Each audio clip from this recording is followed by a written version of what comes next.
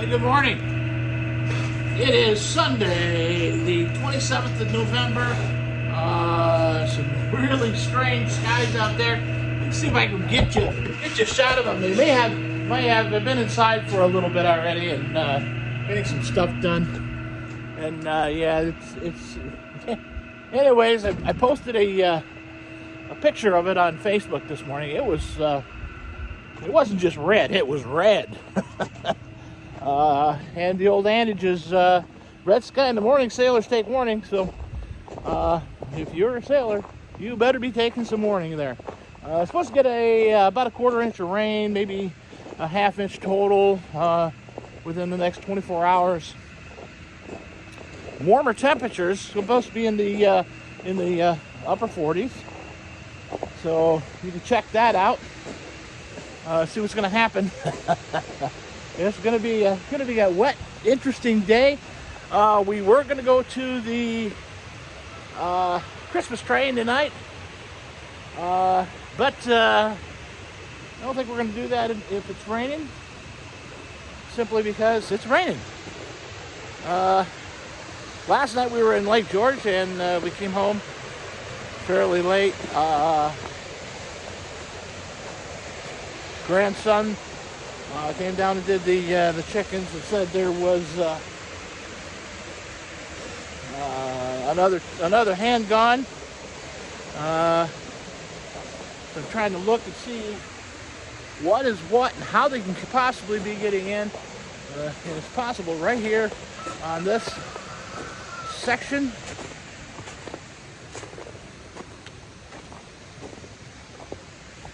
Quite a bit of melt yesterday. This section right here where it's bent down like this, that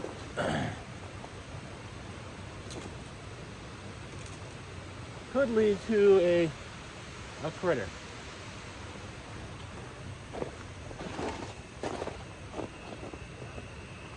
He thought they were coming in here, and you know that really is possible, but I don't think that's the way they would get in there, simply because it's going to be too hard to get up there. Get that set up like that, it'd be a little more difficult. They'd fall through. If they fall in, they're not going to.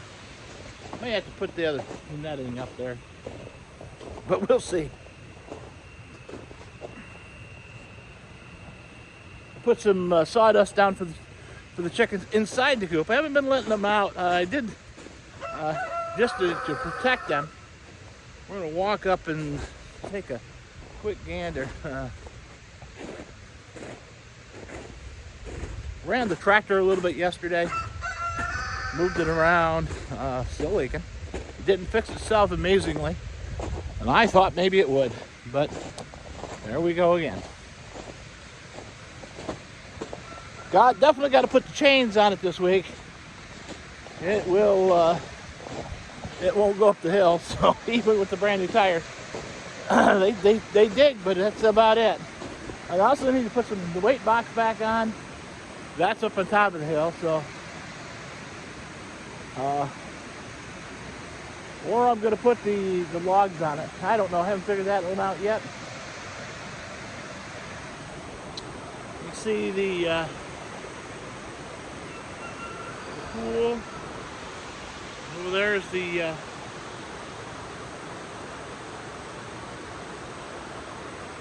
waterfall. Let's walk over that way. I haven't checked that in a while.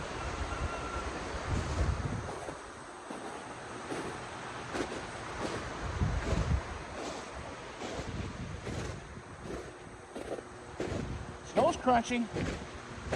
That's a sign of warm air. Got footprints over here. Wonder what these are. Let's take a look.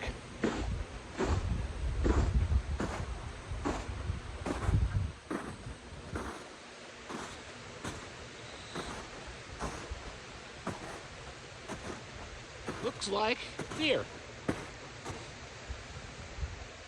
You look down at this one, you can see where the hooves widen out at the, and he was probably walking down here to get a drink.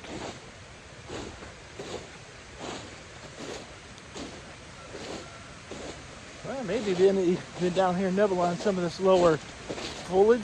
Yep. But they've been down here. They were just down in here a little bit. They didn't go all the way to the falls. They probably just wanted to check out and see how they looked. That's what it was.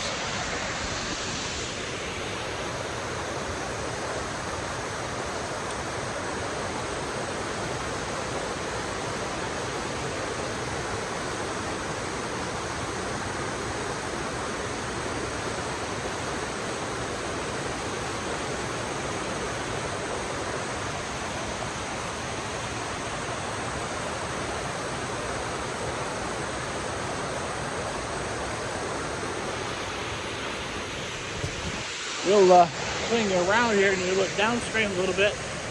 Down there's the powerhouse is right there.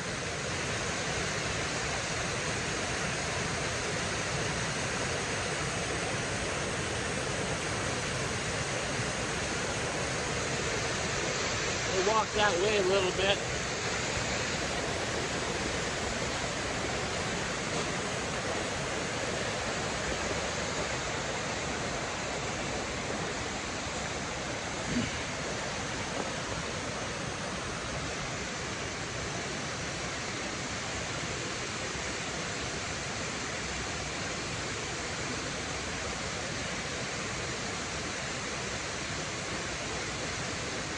I often wonder how somebody said, "Hey, let's put a power station right there."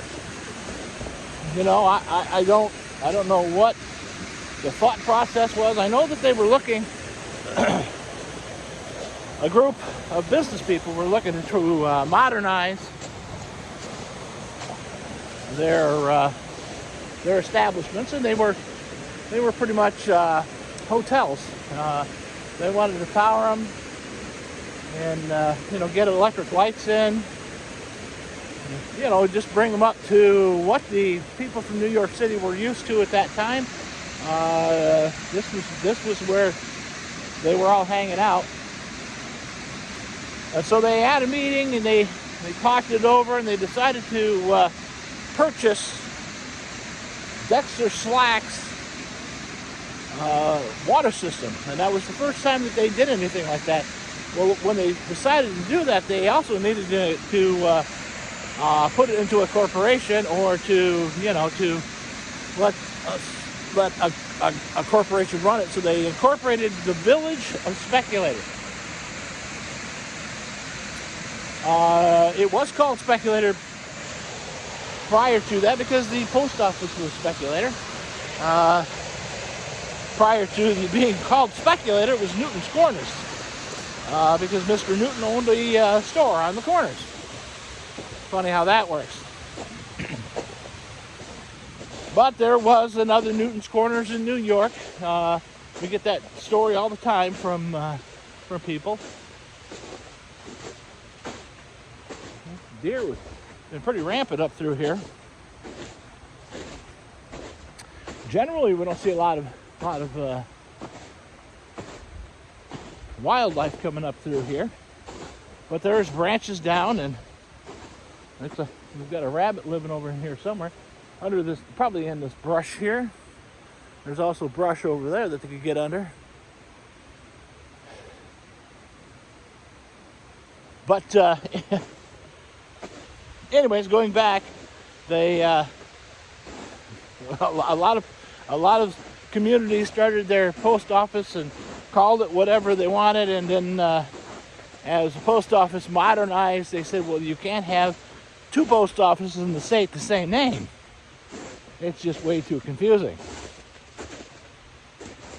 And so I'm not sure how the process went, but at some point they said, you've got to rename your post office. So that's what they did. They had a contest and tried to draw the name for the post office, and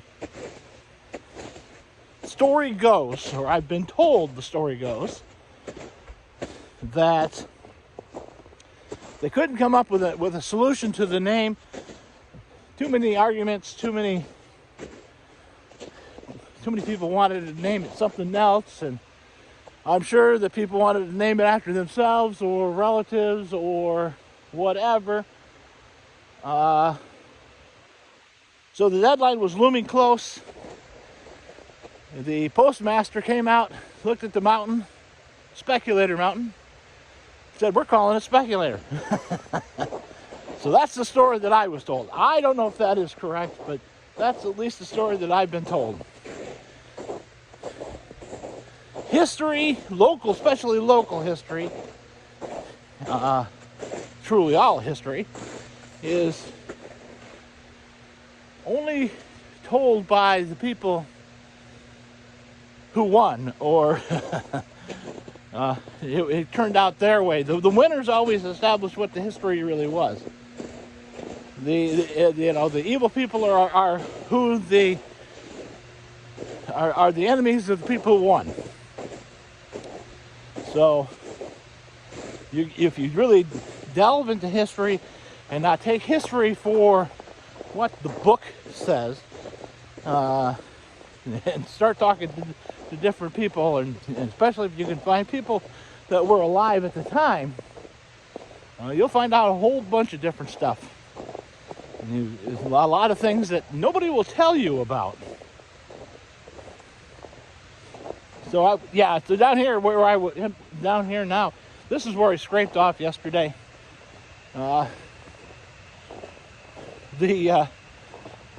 got the hoses on backwards on the block, on the hydraulic block, so I got to change that. Make sure up is up, down is down. The left and right actually tilt the bucket instead of going up and down. That gets really confusing really quick when you got them backwards. But for the most part, tractor ran great. If we just get this stupid hydraulic leak taken care of, it would be much, much better. You can see this is where the stream comes down through here. It is pretty rampant. It looks like a mouse track through there. They get water too in the winter.